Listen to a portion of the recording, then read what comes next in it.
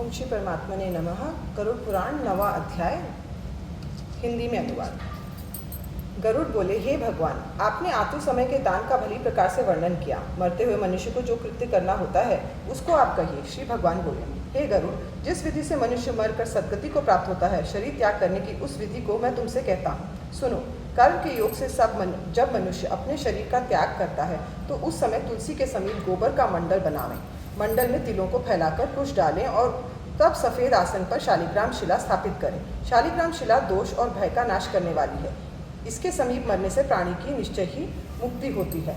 संसार के ताप को दूर करने वाले तुलसी के पौधे की छाया जहाँ विद्यमान है वहाँ मरने से मुक्ति होती है, जो दान देने से भी दुर्लभ है। जिस घर में तुलसी का पौधा होता है वह घर तीर्थ के समान है। उस घर में यमदूत नहीं आते हैं।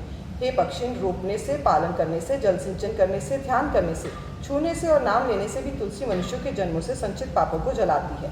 तुलसी के पत्ते मुख में रखकर तिल और कुशा के आसन पर मरा हुआ मनुष्य संतानहीन होने पर भी निस्संदेह विष्णु लोक को ही जाता है। तीनों प्रकार के काले, सफ़ेद व लाल तिल, कुशा और तुलसी दल, ये सब अंतिम समय में मनुष्य को दुर्गति से बचाते हैं। मेरे रोम से उत्पन्न होने से ही तिल पवित्र है। असुर, दानव व दैत्य तिलों को देखकर भाग जाते हैं। हे गरुड़, मेरे पसीने से उत्पन्न कुश मेरी विभूति हैं। इस कारण उनके स्पर्श मात्र से ही मनुष्य को स्वर्ग की प्राप्ति होती है।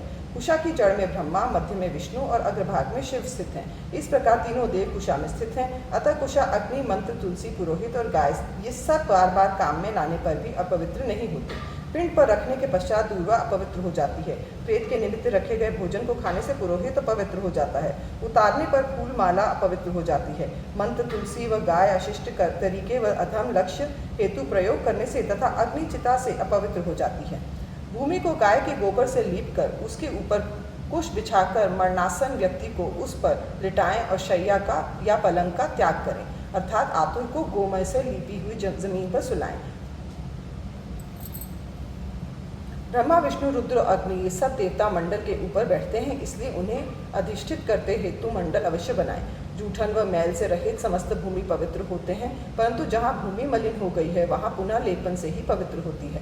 राक्षस, पिशाच, भूत, प्रेत और यमदूत बिना लीपे हुए स्थान में, खाट में और अंतरिक्ष में प्रवेश करते हैं। इसलिए अग्निहोत्र, श्राद्ध, ब्रह्मभोज और देवताओं का पूजन आदि कर्म मंडल के बिना नहीं करें। लीपी हुई भूमि में आतुर को रखकर उसके मुँह में स्वर्ण आदि रत्न रखें और विष्णु स्वरूपा शालिग्राम शिला का चरणामृत पिलाएं। जहाँ पाप दोषों का क्षय करने वाली शालिग्राम शिला है उसके समीप में मरने से प्राणी की मुक्ति निश्चित रूप से होती है। शालिग्राम शिला के जल की एक बूंद मात्र भी जो पीता है वह सब पापों से मुक्त होकर वैकुंठ को प्राप्त होता है। उसके बाद गंगा जल देना महापापों का नाश करने वाला तथा तीर्थों में स्नान दान पुण्य के बराबर फल देने वाला है। जो 1000 चांद्रायण व्रत करने वाला है तथा जो गंगा जल को पीता है, इन दोनों के समान फल होते हैं। हे गरुड़, जिस प्रकार अग्नि लगने पर रुई का ढेर नष्ट हो जाता है, उसी प्रकार गंगा जल पीने से मनुष्य के पास पाप नष्ट हो जाते हैं, भस्म हो जाते हैं। जो सूर्य की किरणों से तपे हुए गंगा जल को पीता है वह सब योनियों से छूटकर श्री हरि के सदन में ही जाता है। अन्य नदियों के जल में स्नान करने से मनुष्य पवित्र हो जाता है, लेकिन गंगा दर्शन से, स्पर्श से, पीने से और स्मरण मात्र से भी वे पवित्र हो जाते हैं। ये सैकड़ों हजारों पुण्य रहित मनुष्यों को पवित्र करती है। इसीलिए संसार को तारने वाली गंगा के जल को पिएं। जो मनुष्य प्राणों के कंठ में आने पर गंगा गंगा शब्द कहता है वह मरकर विष्णु लोक को जाता है और फिर पृथ्वी पर जन्म नहीं लेता है। जो मनुष्य प्राण निकलते समय श्रद्धापूर्वक मन में गंगा का स्मरण करता है वह परम गति को प्राप्त होता है। अतः गंगा जी का ध्यान करें, नमस्कार करें और गंगा जल पिएं। इसके बाद जितना भी हो सके मोक्ष देने वाले श्रीमद् भागवत को सुनें। जो अपने अंत समय में श्रीमद् भागवत का एक श्लोक, आधा श्लोक अथवा चौथाई श्लोक भी दोहराता है तो वह ब्रह्मलोक को प्राप्त कर फिर कभी वापस नहीं आता है। वेद और उपनिषदों का पाठ, शिव विष्णु के स्तोत्र का पाठ करना, ओमकार को पहले रखकर नमो भगवते वासुदेवाय मंत्र को जपता हुआ मनुष्य सायुज्य मुक्ति पाएगा, इसमें संदेह नहीं है। हे गरुड़, आतुर अंत समय में अन्न जल का त्याग कर दे और विरक्त होकर सन्यासी भाव में चला जाए। जो प्राण कंठगत होने पर मैं संन्यास्त होता हूँ शब्द कहता है वह मृत्यु के बाद विष्णुपुरी को प्राप्त हो फिर जन्म नहीं लेता। हे गरुड़, जिस धार्मिक मनुष्य के इस प्रकार से अंत समय के कृत्य हुए हैं उसके प्राण ऊर्ध्वद्वार शरीर के ऊपरी 7 छिद्रों में से किसी एक छिद्र से होकर सुखपूर्वक निकलते हैं। मुख, 2 आँख, 2 नाक और 2 कान, ये 7 द्वार हैं। इन दोनों से सत्कर्मी मनुष्य के प्राण निकलते हैं और योगियों के तालरंध्र के प्राण निकलते हैं। प्राण जब शरीर से अलग होते हैं तब वायु सूक्ष्म होकर निर्जीव शरीर से निकल जाती है। प्राण वायु रूपी स्वामी के शरीर से निकल जाने पर समय द्वारा मारा गया शरीर निराधार वृक्ष की भांति गिर जाता है। प्राणों से मुक्त होने के बाद शरीर चेष्टा शून्य, दुर्गंधयुक्त, न छूने योग्य और निंदित हो जाता है। इस शरीर की कीड़े पड़ने वाली विष्ठा के समान दुर्गंधयुक्त और भस्म रूपी ये 3 अवस्थाएं होती हैं। क्षण भर में नष्ट हो जाने वाले शरीर पर मनुष्य कैसे गर्व कर सकता है। शरीर के पंचभूत पदार्थ जैसे मिट्टी पृथ्वी में जल, तेज में तेज, वायु में वायु लीन हो जाते हैं, वैसे ही आकाश में आकाश तत्व लीन हो जाते हैं। इस प्रकार इस शरीर में स्थित आत्मा सर्वव्यापी, शिव स्वरूप, नित्य मुक्त, जगत साक्षी, अजन्मा और अमर है। आत्मा नित्य न घटने वाली, परम सत्य, सर्वव्यापी, सब वस्तुओं को धारण करने वाली, परम महान, आँख व अन्य इंद्रियों के प्रमाण से अग्राह्य, स्वयं प्रकाशित होने वाली, मन से भी अग्राह्य, कभी बाधित न होने वाली है।